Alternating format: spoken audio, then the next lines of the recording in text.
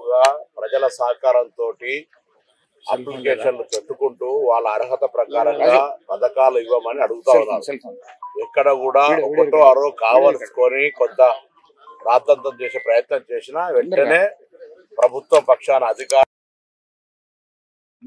ఈ ప్రక్రియ ఇప్పుడు ముగిసేది కాదు, అర్హత కలిగిన వాళ్ళందరూ కూడా అప్లికేషన్లు పెట్టుకోవచ్చు అని చెప్పడంతో ఆ సమస్య పరిష్కారం అయిపోతుంది.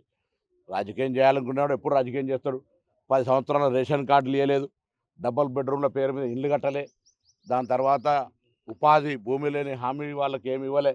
ఇవాళ మేము అన్ని కార్యక్రమాలు చరిత్రలో మొట్టమొదటిసారిగా ఇస్తూ ఉంటుంటే ఇవాళ ఈ విధంగా రాజకీయంగా మాట్లాడుతూ ఉన్నారు. వాళ్ళు అడుగుతూ ఉన్నాం, మేము మళ్ళీ చెప్తా ఉన్నాం, 10 సంవత్సరాలుగా రేషన్ కార్డులు కనీసం ఈ బిడ్డ ఆ ఇంటి కోడలైతే మార్చుకునే అవకాశం లేదు.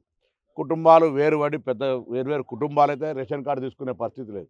మేము వాళ్ళందరితో పాటుగా అర్హత అందరికీ రేషన్ కార్డులు ఇస్తాం. మా బాధ్యత. ప్రతిపక్షాల ఉచ్చులో పడకండి, వాళ్ళు చెప్పే మాటలు వినకండి.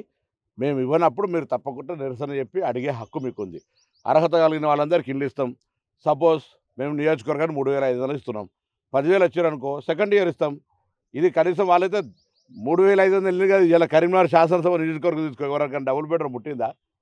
లేదా ఎన్ని నియోజకవర్గాలు లేకుంటున్నాయి? కాబట్టి మేము మాటల ప్రకారం ఇప్పటికి 200 యూనిట్ల ఉచిత విద్యుత్, ఆరోగ్యశ్రీ, మహిళలకు బస్సు ఫ్రీ, సన్నవాట్లకు ఇట్లా అనేక కార్యక్రమాలు, ఉద్యోగాలు 55,000 ఉద్యోగాలు, జీతాలు 1వ తారీఖు, అనేక కార్యక్రమాలు జరుగుతూ ఉన్నాయి. సో ఓపిక పట్టండి. ప్రతిపక్షాలు అనవసరంగా ఏదైనా ఇష్యూ ఉంటే బాధ్యత గల ప్రతిపక్షంగా వ్యవహరించండి. 10 సంవత్సరాలు ఇయ్యలేదనే ఎక్కడ బయటపడుతుందో ప్రజలు తిరుగుతారని మీరే ముందు ఇటువంటి ఒక లిస్ట్ వచ్చిందని, అరే లిస్టు అనేక అప్లికేషన్ల ద్వారా వచ్చినాయి, కొన్ని చూసిండొచ్చు. మీకు అప్లికేషన్ పెట్టుకోవడానికి స్వేచ్ఛగా కౌంటర్లు ఏర్పాటు చేస్తూ ఉన్నారు. అవన్నీ పరిశీలన చేసిన తర్వాతనే అర్హతలందరికీ ఇస్తాం. అంటే రేషన్ కార్డులే పూర్తి కాకుండా ఈ ఇందిరమ్మ ఇల్లు పెట్టడం వల్ల చాలా మంది అర్హులు రాకుండా పోతున్నారు. అర్హతకు సంబంధించి రేషన్ కార్డులు ప్రజాపాలన అప్లికేషన్లు వచ్చినాయి, దాని మీద జరుగుతున్నాయి.